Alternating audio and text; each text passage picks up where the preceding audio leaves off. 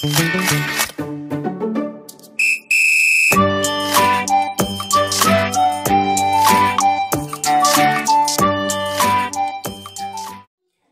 Everyone, আমি Shubhadeep. Welcome back to my channel digital coaching class. চলো আজকে সময় নষ্ট না করে চলো পড়াশোনা করি। আজকে আমরা পড়ব দশম শ্রেণীর ভূগোল। দশম শ্রেণীর ভূগোলের একটা 3 নম্বরের গুরুত্বপূর্ণ প্রশ্ন নিয়ে আলোচনা হবে। চলো প্রশ্নটা কি দেখা যায়। আজকের প্রশ্নটা হচ্ছে গিরিখাত এবং ক্যানিয়নের পার্থক্য লেখো। এই গিরিখাত এবং ক্যানিয়নের পার্থক্য কোথায় আছে? প্রথম চ্যাপ্টার। যত প্রশ্ন এখন আলোচনা হবে সব প্রথম অধ্যায় থেকে। প্রথম অধ্যায় একটা গুরুত্বপূর্ণ প্রশ্ন। তো গিরিখাত এবং ক্যানিয়নের পার্থক্য লিখতে গেলে আমাদেরকে কী কী বিষয়ের উপর লক্ষ্য রাখতে হবে সবার আগে জানতে হবে। ফার্স্টে তোমরা একটা পার্থক্যের বক্স তৈরি করবে। এরকম 3টে, 1 2 3টে এরকম ছক করলে একটা লিখতে হবে বিষয় বা পার্থক্যের বিষয়। 2 নম্বর হবে গিরিখাত এবং ক্যানিয়ন। তা ফার্স্ট কি, প্রথম পয়েন্ট আমরা 1 নম্বর যে পয়েন্টটা নিয়ে আলোচনা করব সেটা হচ্ছে সংজ্ঞা। কি আছে? সংজ্ঞা হচ্ছে কি, পর্বতের মধ্যে খুব গভীর ও সংকীর্ণ নদী উপত্যকাকে গিরিখাত বলা হয়। কি বললো? পর্বতের মধ্যে খুব গভীর এবং সংকীর্ণ নদী উপত্যকাকে কি বলা হচ্ছে? গিরিখাত। আর অপরদিকে ক্যানিয়নের বেলা কি বলবো?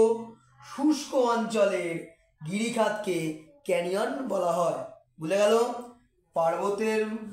পর্বতের মধ্যে গভীর সংকীর্ণ নদী উপত্যকাকে বলা হচ্ছে কি না গিরিখাত, এবং শুষ্ক অঞ্চলের গিরিখাতকে কি বলা হচ্ছে?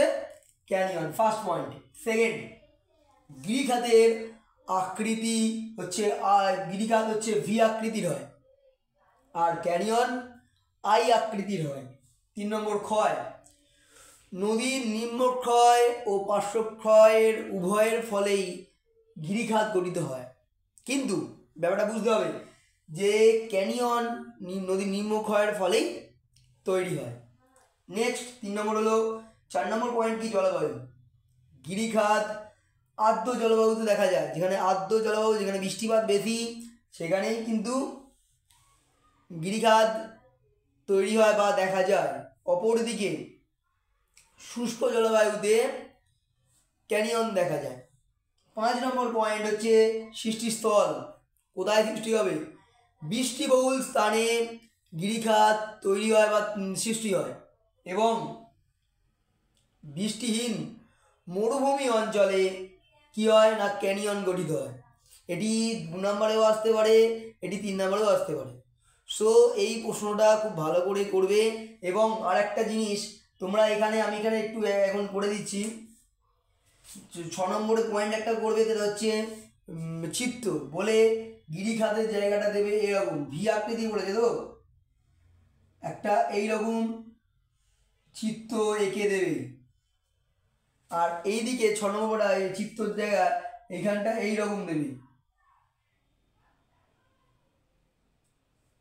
সরি, এইটা পুরো ডিপ করে নাও, নিয়ে এইরকম ভাবে উঠাবে,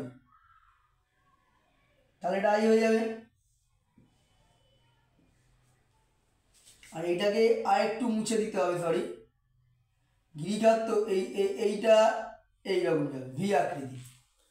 বোঝা গেল? দু রকম আকৃতি বলবে। তাহলে আমরা কি গিরিখাত এবং ক্যানিয়নের পার্থক্য লিখতে গিয়ে কটা পয়েন্ট পেলাম? টোটালি 6টা পয়েন্ট। ফার্স্ট, আরেকবার বলছি, সংজ্ঞা মানে কাকে বলে সেটা দেবে। 2 নম্বর আকৃতি, এটি ভি আকৃতি, ওটা আই আকৃতির। 3 নম্বর ক্ষয়, নদীর নিম্নক্ষয় ও পার্শ্বক্ষয় উভয়ের ফলেই এটা হয়, আর ওটা শুধুমাত্র নিম্নক্ষয়ের ফলে হচ্ছে। 4 নম্বর কি লিখবে?